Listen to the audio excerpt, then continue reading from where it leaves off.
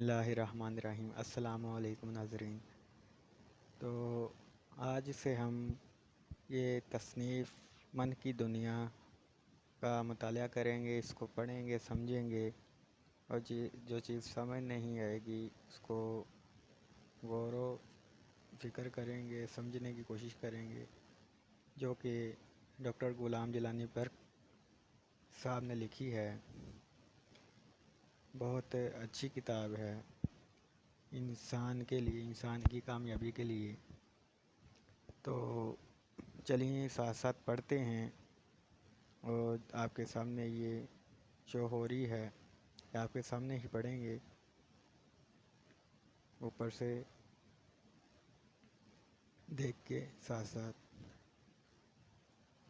جس کے اندر آپ نے انسان کا، روح کا، جسم کا جو ہے حقیقت بیان کی ہے۔ تو سب سے پہلے حرف اول کو ہم پڑھتے ہیں اور سمجھتے ہیں۔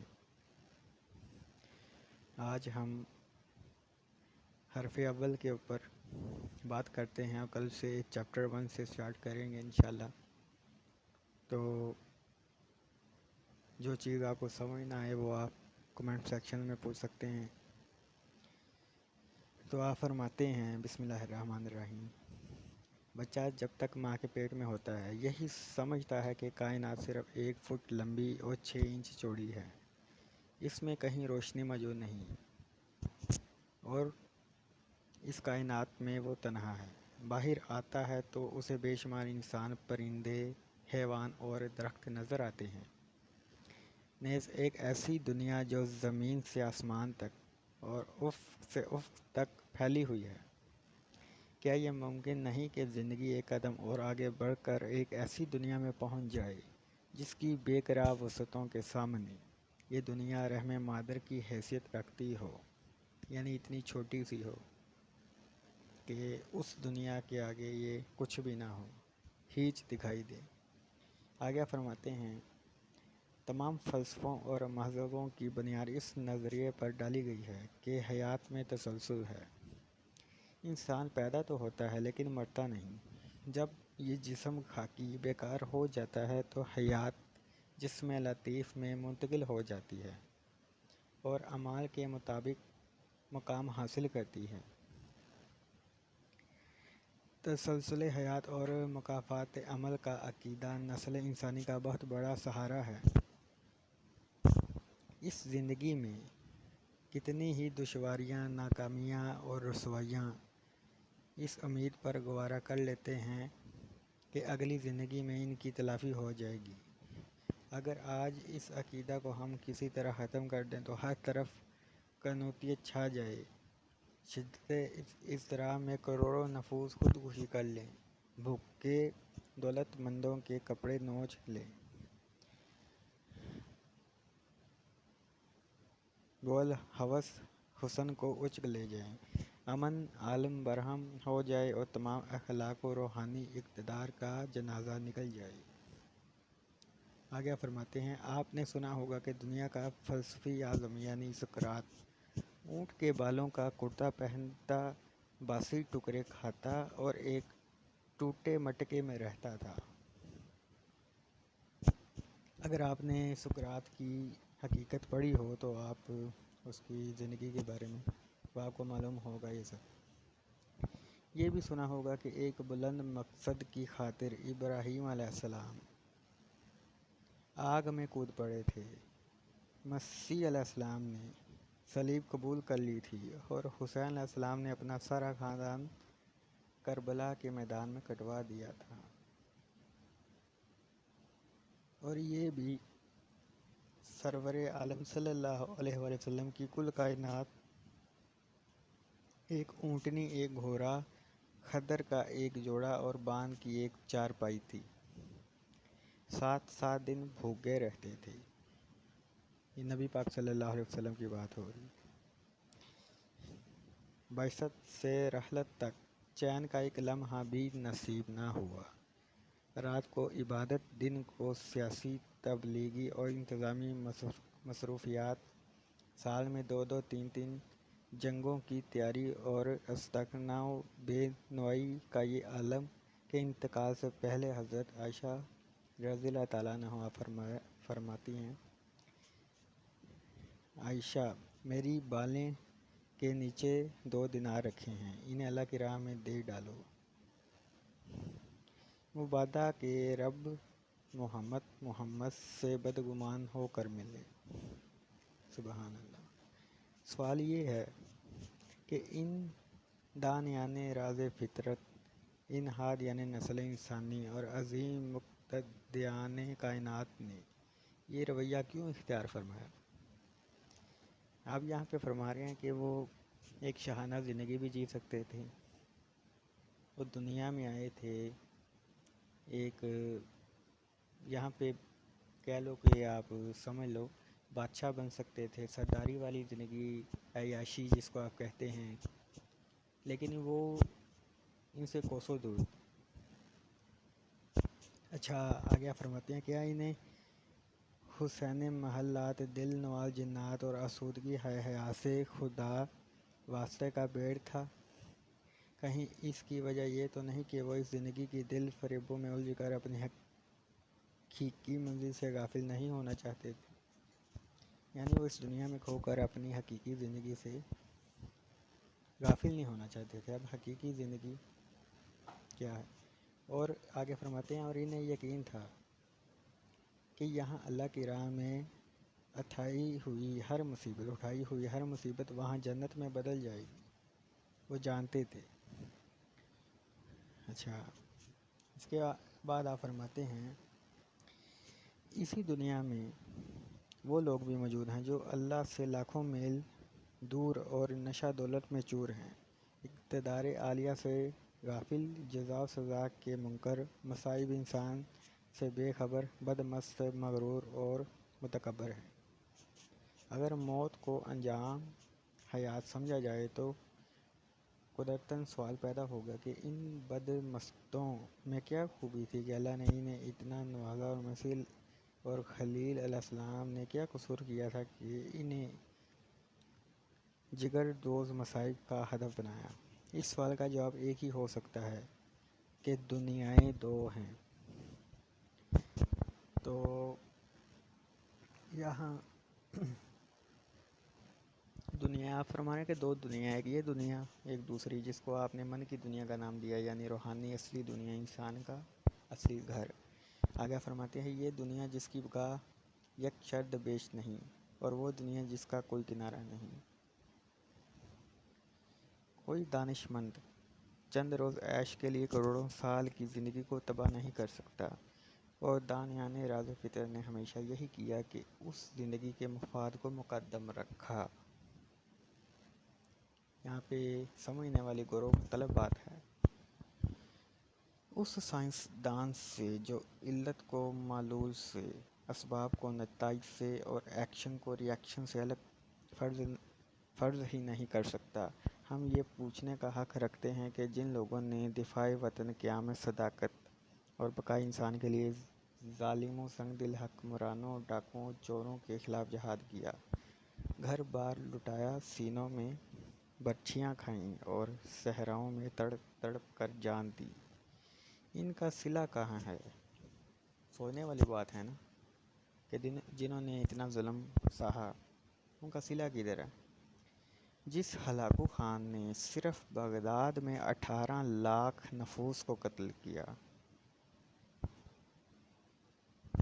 18 لاکھ اس نے انسانوں کو قتل کیا تھا، صرف بغداد میں ہلاکو خان کی بات ہو رہی ہے۔ ہمارے اسلاف کی 2 کروڑ کتابیں دجلہ میں پھینک دی، اسے کیا سزا ملی جس نے پھینکی؟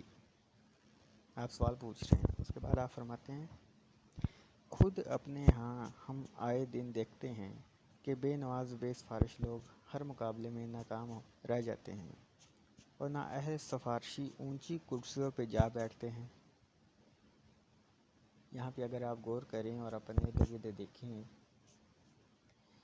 شہروں کے بعد صوبے آتے ہیں، پھر ملک ہے، وہاں پہ جو ہے نا اس طرح کے لوگ ہی بیٹھے ہوئے ہیں، سفارشی اور کم عقل اور اندھے جو انصاف نہیں کرتے یا بہتر جانتے ہیں۔ اچھا، آگے فرماتے ہیں، کیا ان تمام ناانصافیوں کو ختم کرنے کے لیے اس زندگی کا خاتمہ اور ایک نئی زندگی کا وجود ضروری نہیں؟ اس کے بعد آپ فرماتے ہیں، فلسفے کو چھوڑیے اور روح کی بات سنیے۔ روح کی گہرائیوں سے دمادم یہ صدا اٹھ رہی ہے کہ میں لازوال ہوں، ابدی اور سرمدی ہوں، زمان و مکان میں میرا قیام عارضی ہے اور میرا اصلی مسکن دنیائے اسیر ہے۔ یہ صدا ہے جس کی تائید 1 کروڑ مساجد، 60 کروڑ گرجوں اور لاتعداد مندروں سے ہو رہی ہے، اور یہ وہ حقیقت ہے جس کی تصدیق 1.25 لاکھ انبیاء نے کی اور جس پر آج کم از کم 2.5 ارب انسان ایمان رکھتے ہیں۔ اچھا، آگے آپ یہ مقصد کتاب بتاتے ہیں کہ حیات مسلسل ہے، کہ حسین اعمال سے روح عظیم و توانا بن جاتی ہے، کہ انسان کا جلال و شوکت سنجر و سلیم ہے، اور جمال و نیاز و گداز جو عبادت سے پیدا ہوتا ہے، کہ مسلم جمال و جلال کا حسین امتزاج ہے، کہ عبادت سے شخصیت میں مقناطیسی کشش پیدا ہو جاتی ہے۔ یہ تمام مسرتوں اور توانائیوں کا سرچشمہ اللہ ہے، اور جو شخص اس ذات سے رابطہ قائم کر لیتا ہے، اس کی ہستی عمیق اطمینان اور سکون کا گہوارہ بن جاتی ہے۔ کہ اللہ سے رابطہ قائم نہ ہو تو پر پرسنالٹی کھوکھلی ہو جاتی ہے اور صورت بگڑ جاتی ہے۔ کہ اسیر میں لاتعداد طاقتیں رہتی ہیں جو اللہ کے بندوں کو ہر علم، ناکامی، ابتاد سے بچاتی ہیں، نیز ان کی ہر جائز خواہش کو پورا کرنے کے لیے اسباب کی غیر مرئی کڑیاں فراہم کرتی ہیں۔ کہ کائنات میں اسیری لہروں کا ایک حیرت انگیز سلسلہ قائم ہے، جن کی وساطت سے ہماری آہیں اور دعائیں حضور باری تعالیٰ تک جاتی ہیں اور وہاں سے قبولیت و سکون لے کر واپس آتی ہیں۔ کہ جسم لطیف ہوا میں اڑ سکتا ہے اور ماضی مستقبل کو برابر دیکھ سکتا ہے۔ یہ جسم لطیف، آپ کو یہاں پہ بتا دوں کہ جسم لطیف انسان کا روحانی وجود ہے، یعنی جو انسان خود ہے نا وہ ہے۔ یہ جسم جو باڈی ہے انسان کی، آگ ہوا مٹی پانی سے جو بنی ہے، یہ اس کا لباس ہے۔ یہ مزید اس پہ ہم آگے روشنی ڈالیں گے۔ اس کے بعد فرماتے ہیں 11ویں نمبر پہ، کہ گناہ بے چینی، مفلسی اور بیماری میں تبدیل ہو جاتا ہے۔ جو گناہ ہوتا ہے وہ مفلسی اور بیماری میں تبدیل ہو جاتا ہے جب بندہ گناہ کرتا ہے۔ اس کے بعد آپ فرماتے ہیں کہ الہامی الفاظ توانائی کے طاقتور یونٹ ہیں جن کی مدد سے امراض کا بھی علاج کیا جا سکتا ہے۔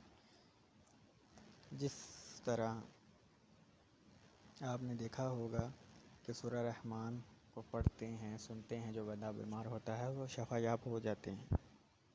تو اس میں آپ فرما رہے ہیں کہ ایک جو الفاظ ہے وہ بہت طاقتور یونٹ ہے، بہت پاور رکھتا ہے۔ اچھا، اس کے بعد آپ فرماتے ہیں ایک بہت ضروری بات، میرے مخاطب، کہ آپ مخاطب کس کو کر رہے ہیں؟ میرے مخاطب وہ لوگ ہیں جنہوں نے یونیورسٹیوں سے تعلیم حاصل کی اور جو انگریز مصنفین سے معروف ہیں۔ میں نے ان لوگوں کی خاطر صرف مغربی حکماں کے انکشافات پیش کیے ہیں اور اپنے اسلاف کا کہیں حوالہ نہیں دیا، البتہ قرآن حکیم کو بکثرت استعمال کیا ہے تاکہ ان پر واضح ہو جائے کہ جن حقائق کی تلاش میں آج علماء مغرب ٹھوکر کھا رہے ہیں، قرآن انہیں 1400 برس پہلے بیان کر چکا تھا۔ آپ آگے کہتے ہیں کہ بالآخر مجھے اتنا کہنا کہ دنیا میں لاکھ گھومیے، ہزار اسباب عیش فرمائیے، محل بنائیے، کاریں خریدیں، کچھ کیجیے، سکون کبھی حاصل نہیں ہوگا۔ یہ نعمت عظمیٰ صرف ایک مقام سے مل سکتی ہے اور وہ مقام ہے من کی دنیا۔ تو کل سے انشاءاللہ ہم اس کا پہلا چیپٹر سے سٹارٹ کریں گے۔ امید ہے آپ نے اس میں کافی کچھ سمجھا ہوگا، سیکھا ہوگا۔ جس کو کوئی بھائی کوئی بات سمجھ نہ آئی ہو تو وہ پوچھ سکتا ہے۔ تو اس میں آپ فرما رہے تھے کہ آج کل آپ کو پتہ ہے کہ جو اسٹوڈنٹ ہیں، لڑکے ہیں، ہماری نوجوان نسل ہے، یوتھ ہے، وہ یونیورسٹیوں میں پڑھتے ہیں۔ انگریزوں کی جو بکس ہیں ان کے کلچر سے بہت زیادہ وہ مرعوب ہیں اور بہت خوش ہوتے ہیں۔ اپنا قرآن اور اپنے جو اللہ کے اولیاء کرام ہیں ان کو نہیں پڑھتے۔ تو انہوں نے جو ہیں ڈاکٹر غلام جیلانی بخش صاحب نے انگریزوں کی بکس کا حوالہ دیا ہے، بیچ قرآن کا بھی آیات کا حوالہ دیا ہے کہ آپ کو سمجھ آ جائے کہ اصل میں روحانیت ہے کیا، انسان کیا ہے، روح کیا ہے، قلب کیا ہے، نفس کیا ہے، شیطان کیا ہے، دنیا کیا ہے، کہاں سے آیا ہے، یہ چیزیں کیوں ہیں، یہ سب کچھ آپ اپنی کتاب میں آگے بتائیں گے، اس کو ہم سمجھیں گے۔ تو مجھے دیجیے اجازت، تو پھر ہوتی ہے نیکسٹ فرسٹ چیپٹر میں ملاقات۔ اپنا خیال رکھیے گا اور ویڈیو کو لائک، شیئر، اور جو چیز سمجھ نہ آئی ہو کمنٹ سیکشن میں پوچھ سکتے ہیں۔ اللہ حافظ۔